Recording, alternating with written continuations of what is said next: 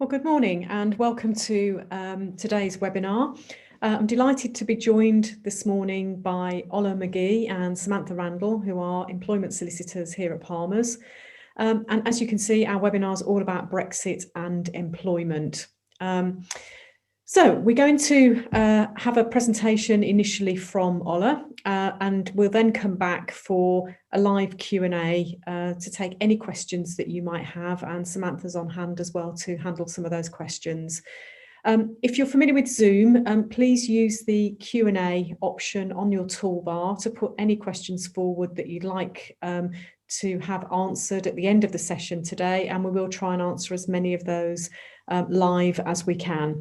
So I'll now hand over to Ola, and I'll see you later on for our Q&A. Over to you, Ola. Thanks, Jo. Right, so recent events may feel like they've overtaken the UK's withdrawal from the EU, but at 11 o'clock on the 31st of December 2020, the Brexit implementation transition period came to an end and the UK left the EU's customs union and the single market. Employers have been concerned about what this means for their business and continued employment of EU nationals, whereas employees have been concerned about how this affects their ability to work in the UK and Europe. Brexit also has the potential to see major changes to some of the key principles of UK employment law. This now will hopefully provide a whistle-stop tour around the key issues concerned, and as Jo mentioned earlier, we'll have a live Q&A at the end of the session. Moving on to the next slide. An overview of this presentation is that the UK's participation in the EU's free movement of people and goods has come to an end. This means that employers, individuals and people professionals will need to stay abreast of developments and prioritise their workloads and work plans. Most of the instructions we've received so far have concentrated on three major issues. These are immigration and migration of employees, including travel, business travel, the transfer of data to Europe, and retention of current EU law. I will now go through each of these points individually. Moving on to immigration and migration. As the UK's participation in EU free movement has ended, the Home Office in its place has implemented a new points-based immigration system for all migration to the UK, other than for Irish nationals who do not require immigration permission to work in the UK. The Brexit withdrawal agreement contains provisions to protect the residence and work rights of Europeans resident in the UK before the end of the Brexit transition period, that is 11 o'clock on the 31st of December 2020. The UK implemented those commitments via the EU settlement scheme, whereby Europeans who are in the UK before the end of the transition can apply for settlement status under the scheme. Those with 5 years residence can qualify for settled status, that is the right to stay in the UK permanently and apply for British citizenship. Those with less than 5 years residence can qualify for pre-settled status, enabling continued residence in the UK and a move to settled status after 5 years residence is accrued. Europeans not employed or living in the UK prior to 31st of December 2020 will be subject to the new point systems. Only serious criminals and those with excessive absences from the UK will be refused status or may subsequently lose their status. I will go through these points individually now onto the next slide. The withdrawal agreement provides that Europeans living in the UK on 31st of December 2020 will need to make an application to the Home Office in order to continue their residence in the UK. The deadline to apply via this scheme is 30th of June 2021. Those who already hold permanent residence will need to convert their status to settled status. Irish nationals are not required to apply as their rights will be protected in accordance with the Common Travel Area Agreement, but they may apply if they wish to. Those who do not apply on time could be prevented from applying late and treated as being without lawful status or undocumented migrants in the UK. As of 1st of July 2021, Employers will be expected to check whether Europeans hold a right to work in the UK, including through the settlement scheme. That aside, there is no legal expectation that employers should push employees to apply under the scheme or check that they have applied. Nonetheless, it would be prudent for all employers who have employees that qualify into these categories to encourage them to pursue the action relevant to their situation and to avoid any potential for being found to be working in the UK illegally. At this stage, it's difficult to give any clear information on how the Home Office will treat applications from people with criminal records. We do not know how the Home Office is applying its own guidance, so we can't tell you categorically what to expect. Although the Home Office appears to be taking a very long time at the moment to make decisions in many applications from people with criminal records. But in this respect, any employee that falls into this category would be advised to take advice from an immigration specialist. Moving on to pre-settled status. Those with under 5 years residence will be able to apply for pre-settled status before switching to settled status upon completion of 5 years continuous residence in the UK. In this case, there is no defined time that an applicant must be in the UK for, but they only need to evidence their residence by physical presence. This evidence has to be dated within the last 6 months and can be, for example, a used flight ticket, hotel bookings, bank statements, anything showing spending in the UK, placing the individual in the country as of 11 o'clock on the 31st of December 2020. After such an employee obtains pre-settled status, it may still be lost if they leave the UK for a continuous period of 2 years or more. Now moving on to different categories of worker. Different conditions apply to workers and the self-employed and will depend on the individual circumstances of the individual. For more information on this area, we are happy to advise on how and if it applies to you, but for the purpose of this webinar, it will be going into far too much detail if I continue on that. So moving on to employing EU nationals after the 1st of January 2021. If EU and non-EU citizens wish to work in the UK after the 1st of January 2021, they will all be treated equally under the new points-based immigration system. This means that all non-British and Irish nationals coming into the UK to work must qualify under one of the categories specified in the UK immigration rules, which allow work. Under the new system, the focus is on providing a route to the UK for skilled workers. There is no general low-skilled work route into the UK, and it is now harder, often impossible, in fact, for employers to recruit from abroad for low-skilled or low-paid vacancies. This means that employers who are looking to retain or recruit non-UK citizens will need to familiarise themselves with these new requirements and the new processes so that they can support their people and remain compliant. To hire someone outside of the UK from the 1st of January, employers will need a sponsor licence. The employees that they recruit will need to meet special requirements, and the sponsor licence applicable will depend on a number of things, including whether you want to hire on a permanent, temporary or long-term basis. Where employees work within a regulated profession requiring set qualifications such as teachers, doctors, lawyers, accountants, social workers, and driving instructors, just to name a few, these will now need to be officially recognised in the UK if the qualifications were not attained here. Moving on, you'll see that the process for obtaining the sponsor licence is quite intricate and detailed, but again, if you do need any assistance and advice on this, we will be happy to assist. The process is beyond the scope of this webinar. Safe to say that the employers will have two main considerations when a person does not have the right to work in the UK. The first is whether the employee can secure the right to work in the UK in their own right, essentially sponsor themselves or obtain a visa on the basis of family ties. And if not, two, can the business sponsor them? A number of self-sponsored visa categories do allow people to work in the UK, spouses of British nationals, for example, people already settled here, and of course, those who were already living in the UK prior to 31st December 2020. There are other options for Commonwealth citizens and students.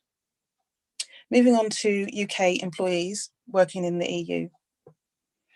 UK nationals will now require permission from the EU country in which they are based to remain and continue working, for example, via a work permit or reciprocal settlement status. Arrangements vary between EU countries, so employers should review the summary of the latest position for each member state published by the European Commission. UK professional qualifications won't be recognised automatically in the EU, which will make it more difficult to work there, especially for those in the service sector. Where employees work within a regulated profession, as I mentioned earlier, requiring set qualifications, these will now need to be officially recognised in the EU country of work if the qualifications were not attained there. This may change as the withdrawal agreement does suggest a framework of mutual qualification recognition in the future.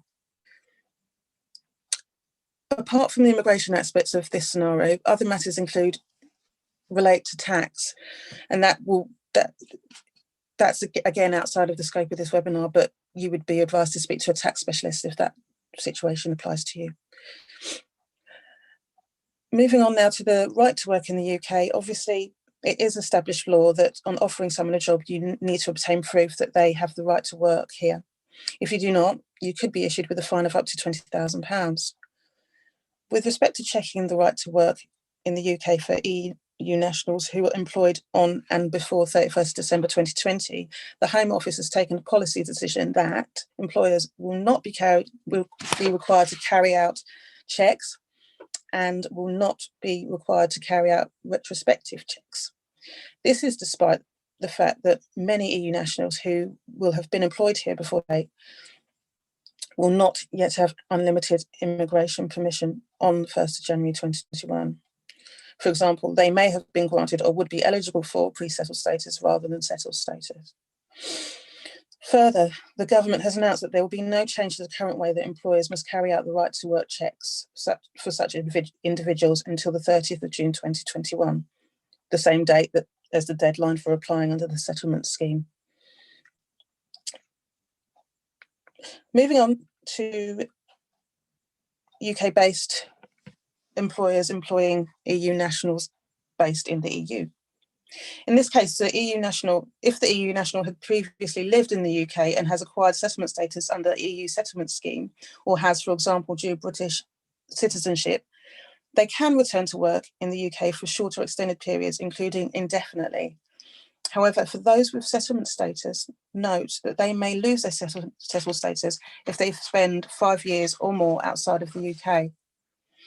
If the EU national does not qualify for settlement status and does not intend to come and live and work in the UK, we can advise you further of your specific situation to advise whether they may be able to remain in your employ. The situation will depend on whether your organisation has a linked entity in the EU country where they are based.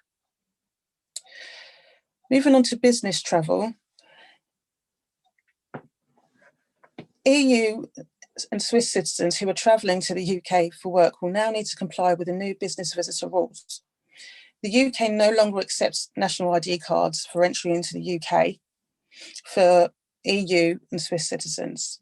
Again, where employees work within a regulated profession, these will now need to be officially recognised in the UK if the qualifications were not attained here.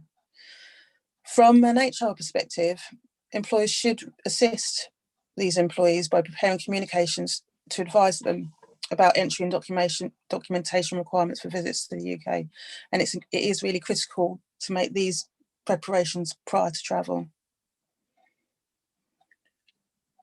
Travelling into the EU for work. If you are a UK-based business and employ UK citizens that need to travel to the EU for work, they may need to apply for relevant visas and permits in specific EU countries, even if working there only for a few days. You will need to check what the entry requirements or necessary documents are and have them ready before travelling. EU nationals travelling to the EU for business meetings only will likely be able to continue as normal, but visits will be limited to 90 days in any 180-day period for the whole Schengen zone, not individual countries. So basically, if they want to travel between Austria, Belgium, Czech Republic, a number of countries, they will only be able to stay for 90 days in a 180-day period. Once again, where employees work within a regulated profession, these will now need to be officially recognised in the EU country of work if the qualifications were not attained there. When it comes to crossing the Irish border for work, employees can continue to travel and work as they have been. Irish and UK citizens can travel freely between and work within both countries under the Common Travel Agreement.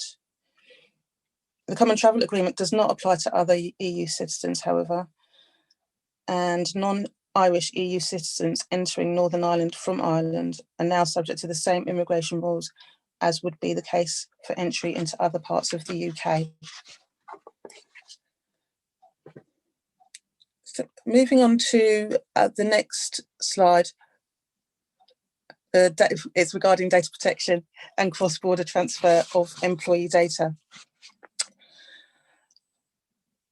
Both the UK and EU want data to flow across borders as smoothly as possible, but the withdrawal agreement stresses that individuals have a right to the protection of personal data and privacy, and, to quote a line in the agreement, that high standards in this regard contribute to trust in the digital economy and to the development of trade.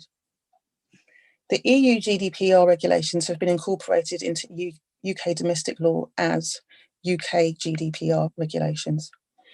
UK GDPR will prefer the core EU standards such as data protection principles, rights of data subjects, and obligations for controllers and processors.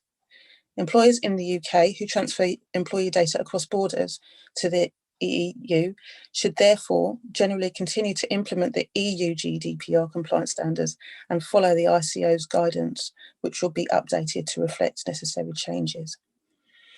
The EU GDPR therefore no longer applies in the UK, and the new regime is known as the UK GDPR. UK organisations need to amend their GDPR documentation to align it with the requirements of UK GDPR.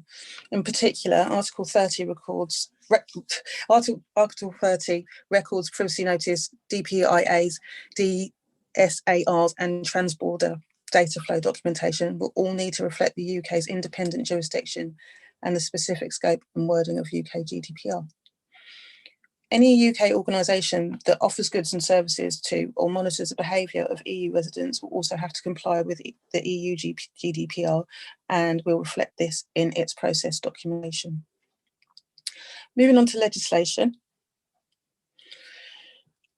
There are measures which commit both the UK and the EU to maintain common standards on workers' rights, as well as many social and environmental regulations. The UK doesn't have to follow EU law, but they do have to be seen to protect the rules of fair competition. Although these level playing field provisions restrict the UK's ability to make major changes to existing employment law, they do not completely prevent the UK from reducing employment protection because the non-regression commitment is limited to measures affecting trade or investment. It is unclear at this stage what level of reduction of employment rights might be considered to affect trade and investment, but watch this space, I guess. It does seem likely that minor changes to legislation that would not give UK employers a competitive advantage may be permissible, even if they reduce existing employment protection. There are undeniably some employment-related EU directives which have not found universal favour in the UK. The UK's commitment not to weaken levels of protection in a manner which affects trade makes it unlikely that they will be repealed in their entirety. Instead, the government may seek to amend them in a specific and limited way. So moving on to employment, UK employment law, although most of it is derived from EU law, the UK's withdrawal from the EU is unlikely in itself to have an immediate impact on employment law. At the end of the transition period, existing EU law was converted into domestic UK law. Most EU directives are already implemented in the UK by regulations or acts of Parliament. For example, the EU Equality Directives are implemented into the Equality Act. It will be for Parliament to decide whether to retain, amend or repeal domestic legislation. Commentators have identified the harmonisation of contracts under which UP transfer, the calculation of holiday pay, agency workers' rights and cap in relation to compensation of discrimination claims as areas that could potentially change in the future. But this is merely speculative, and we can advise on that in the future if that ever occurs.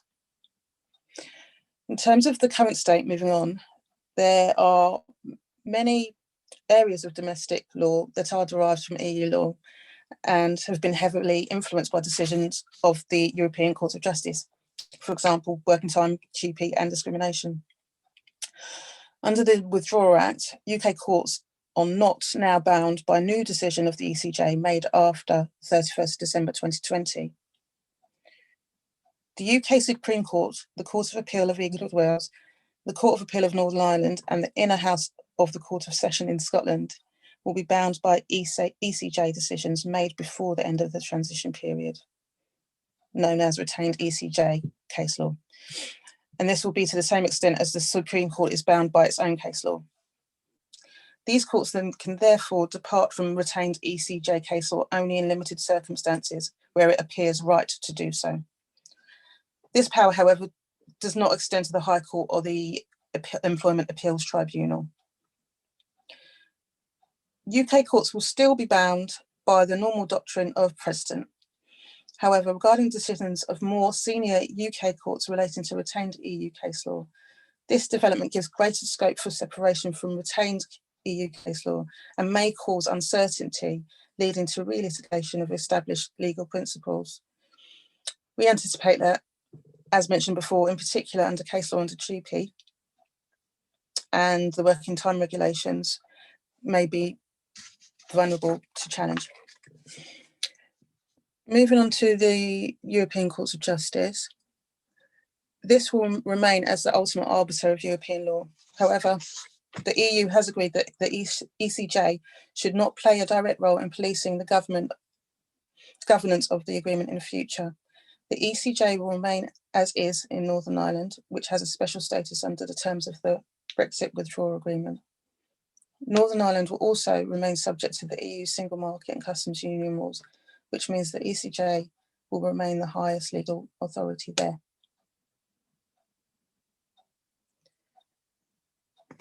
And that concludes my presentation on Brexit and its effect on employment law.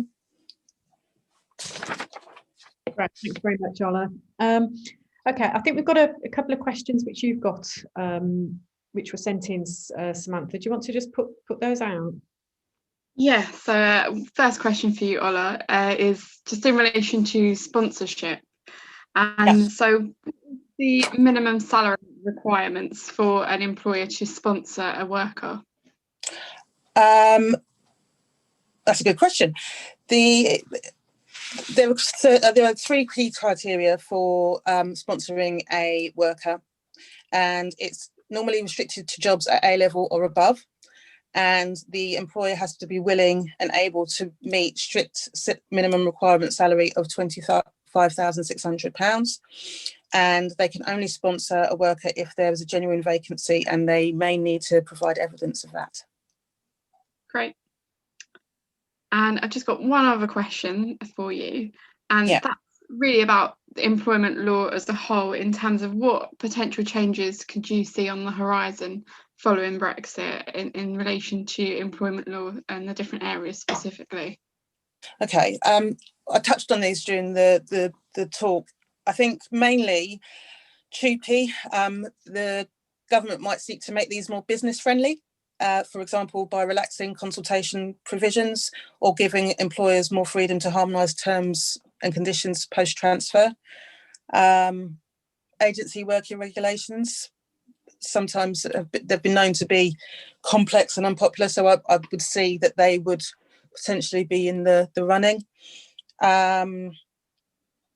Working time, of course, and there's already speculation that the government is planning to scrap the 48-hour cap on weekly working hours, as well as amend rules on rest breaks, and holiday pay, calculation of holiday pay, carryover of holiday pay. That may be another area that they want to look at.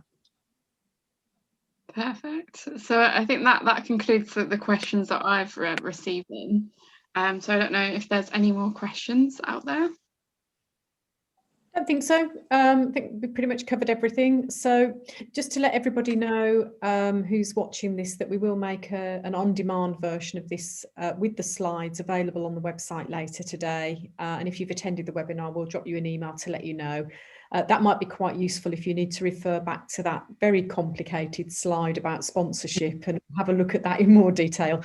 But that will be available later on today. And of course, if you've got any issues at the moment that you need further advice on, please don't hesitate to contact Ola or Samantha directly. Their details are all on the website, and you can go to their profile and drop them an email.